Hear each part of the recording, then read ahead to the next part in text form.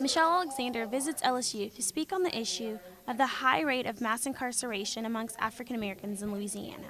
For Louisiana to be well above the national average, I think reflects the fact that Louisiana's prisons and jails are overflowing today with people serving very long sentences, typically, for relatively minor and nonviolent crimes. Campus Life representative Courtney Gray speaks on how 1 in 4 African American men will end up in jail and expresses how this fact alone is important to LSU students. To even get students more active to understanding and putting forth some effort to get motivated about some change that was important around incarceration rates and what it really looked like and how that affected those young people.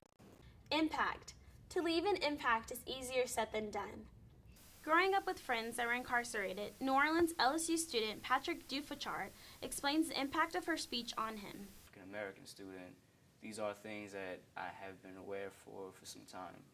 The most that she's done for me is put it into words, and I appreciate that a lot, and I hope that I will be able to get involved.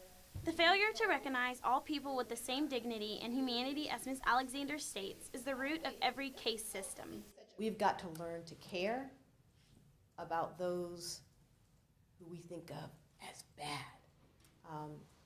Doesn't mean accept their behavior or excuse it, but to care about them as human beings, to recognize the basic dignity and humanity of all of us.